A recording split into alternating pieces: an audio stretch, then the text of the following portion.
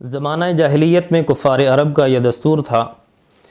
کہ بچے کی ولادت سے قبل ہی وہ لوگ منظر عام سے غائب ہو جاتے۔ پھر اگر لڑکے کی ولادت ہوتی تو وہ اس کو باعث عزت اور وقار سمجھا کرتے،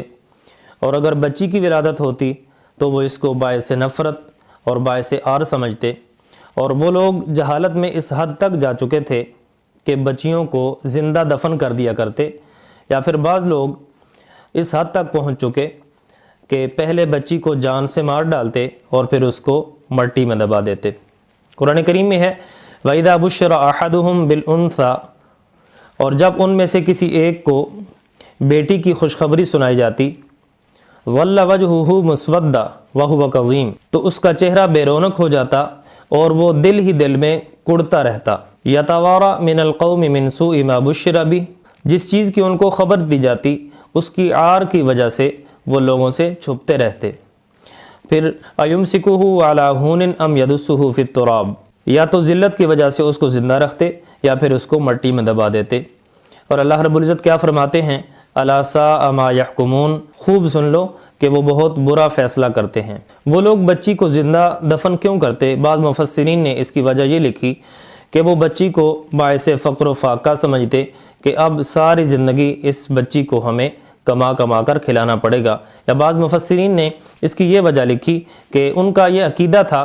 کہ فرشتے اللہ رب العزت کی بیٹیاں ہیں، اور اللہ رب العزت جس کو بیٹی دیتا ہے تو وہ اللہ کی اس کے پاس امانت ہوتی ہے۔ بیٹے ہمارے ہیں اور بیٹیاں اللہ تعالیٰ کی ہیں، اس لیے وہ کہتے کہ جیسے اللہ رب العزت نے یہ امانت ہمارے پاس بھیجی ہے، یعنی زندہ بھیجی ہے، تو اس کو زندہ ہی دفن کر دینا چاہیے تاکہ اللہ رب العزت کی امانت ان کے پاس ہو بہو پہنچ جائے۔ زمانہ جاہلیت میں لوگوں نے اپنی 10 12 بیٹیاں زندہ درگور کیں، لیکن اگر حقیقت میں دیکھا جائے تو بیٹا اور بیٹی دونوں اللہ رب العزت کی عطا ہیں۔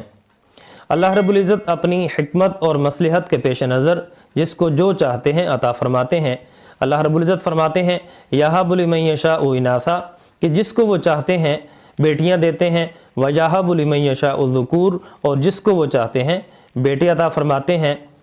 أَوْ يُزَوِّجُهُمْ ذُكْرَانًا وَإِنَاثًا، اور جس کو وہ چاہتے ہیں بیٹیاں اور بیٹے دونوں عطا فرماتے ہیں،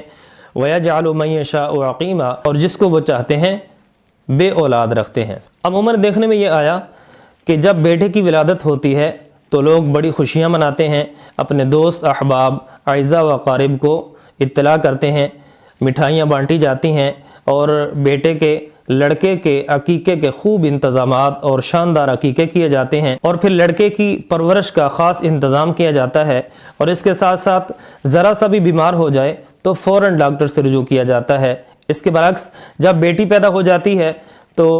نہ ہی دوستوں کو فون کیے جاتے ہیں، نہ ہی مٹھائیاں تقسیم کی جاتی ہیں، حتیٰ کہ عقیقہ بھی نہیں کیا جاتا۔ اگر بعض لوگ بیٹی کی پیدائش پر عقیقہ کرتے بھی ہیں تو وہ جانور خریدا، ذبح کیا، ذبح کرنے کے بعد کسی مدرسے میں پورے کا پورا جانور ویسے ہی دے دیا جاتا ہے۔ بعض اوقات دیکھنے میں یہ آتا ہے کہ بیٹی کی پیدائش پر شوہر اپنی بیوی سے ناراض ہو جاتا ہے، حالانکہ بیٹا یا بیٹی ان دونوں کی پیدائش میں نہ ہی مرد کا کوئی اختیار ہے نہ ہی عورت کا کوئی اختیار ہے۔ کئی ایک جگہ تو ایسے واقعات بھی سننے کو ملتے ہیں کہ 1 یا 2 بیٹیاں ہوئیں تو شوہر اپنی بیوی سے کہتا ہے کہ اگر آئندہ بیٹی پیدا ہوئی تو میں تجھے طلاق دے دوں گا، طلاق کی دھمکی تک دے دی جاتی ہے، اور یہ سراسر جرم ہے، گناہ ہے اور ناجائز ہے۔ جناب رسول اللہ صلی اللہ علیہ وآلہ وسلم کا کیا طرز عمل تھا؟ حضور صلی اللہ علیہ وآلہ وسلم کی 4 بیٹیاں، حضرت زینب، حضرت رقیہ، حضرت ام کلثوم اور حضرت سیدہ فاطمہ الزہرا رضی اللہ تعالی عنہن۔ پہلی تینوں بیٹیوں کا انتقال جلدی ہوا، اور حضرت سیدہ فاطمہ الزہرا کا انتقال آقا انعامدار حضور صلی اللہ علیہ وسلم کی وفات سے 6 ماہ بعد ہوا۔ حضور اقدس صلی اللہ علیہ وسلم کا یہ معمول تھا کہ جب بھی کہیں سفر پر تشریف لے جاتے سب سے آخر میں اپنی بیٹی فاطمہ کو ملتے، اور جب واپس تشریف لاتے تو واپسی پر سب سے پہلے اپنی بیٹی فاطمہ الزہرا کے گھر تشریف لے جاتے۔ حضور صلی اللہ علیہ وسلم نے فرمایا فاطمہ تو بضعۃ منی، فاطمہ میرے جگر کا ٹکڑا ہے، اور جس نے فاطمہ کو تکلیف دی اس نے مجھے تکلیف دی، اور جس نے فاطمہ کو راحت پہنچائی اس نے مجھ محمد کو راحت پہنچائی۔ بیٹیوں کی پرورش کے بارے میں حضور صلی اللہ علیہ وسلم کے کیا ارشادات ہیں اور کیسی کیسی خوشخبریاں حضور صلی اللہ علیہ وسلم نے سنائی ہیں۔ حضرت ابو سعید خدری رضی اللہ تعالیٰ عنہ حضور صلی اللہ علیہ وسلم کا ارشاد نقل کرتے ہیں کہ حضور صلی اللہ علیہ وسلم نے ارشاد فرمایا کہ جس شخص کی 3 بیٹیاں یا 3 بہنیں ہوں اور وہ ان کے ساتھ اچھے انداز سے زندگی گزارے، یعنی ان کو باعث عار نہ سمجھے اور ان کے حقوق کی ادائیگی میں اللہ رب العزت سے ڈرتا رہے، تو حضور صلی اللہ علیہ وسلم نے فرمایا کہ اللہ رب العزت اس کو جنت میں داخلہ عطا فرمائیں گے۔ ایک اور حدیث میں حضرت ابو ہریرہ رضی اللہ تعالیٰ عنہ حضور صلی اللہ علیہ وسلم کا ارشاد نقل کرتے ہیں کہ آمنہ کے لال صلی اللہ علیہ وسلم نے ارشاد فرمایا کہ جس شخص کی 3 بیٹیاں یا 3 بہنیں ہوں اور وہ اللہ رب العزت کی رضا کے لیے ان کی پرورش کرے، ان کے کھانے پینے کا، ان کی تہذیب اور ادب کا خوب لحاظ کرے تو اور اس کے ساتھ ساتھ دیگر ضروریات کا بھی پورا خیال کرے، تو اللہ رب العزت اس کو جنت میں داخلہ عطا فرمائیں گے۔ کسی نے سوال کیا یا رسول اللہ صلی اللہ علیہ وسلم جس کی 2 بیٹیاں ہوں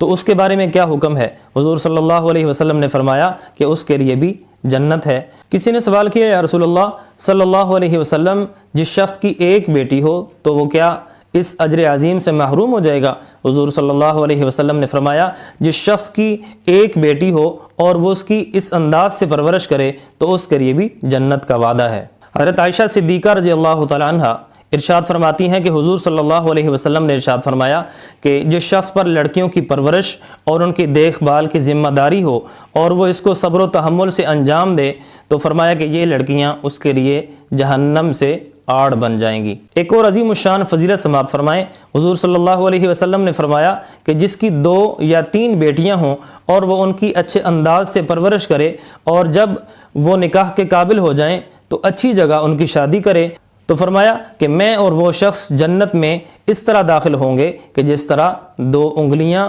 آپس میں قریب ہوتی ہیں۔ یہ فضائل حضور صلی اللہ علیہ وسلم نے بیٹیوں کی پرورش کرنے والوں کے لیے بیان فرمائے تاکہ جن کے ہاں بچی کی پیدائش ہو وہ اس کو ہرگز باعث عار اور باعث نفرت اور مصیبت نہ سمجھیں، اپنا دل چھوٹا نہ کریں، بلکہ اللہ رب العزت کی رضا کی خاطر ان اپنی بیٹیوں کی پرورش کی جائے۔ انشاءاللہ یہ بیٹیاں ہی ہیں کہ جن کی بدولت اللہ رب العزت جہنم سے بھی چھٹکارا عطا فرمائیں گے اور انہی بیٹیوں کی بدولت جنت میں داخلہ بھی عطا فرمائیں گے اور انہی بیٹیوں کی بدولت حضور صلی اللہ علیہ وسلم کے ساتھ جنت میں معیت بھی نصیب ہوگی۔ اللہ تعالی ہمیں ان بیٹیوں کی قدردانی کی توفیق نصیب فرمائے۔ وآخر دعوانا ان الحمد للہ رب العالمین۔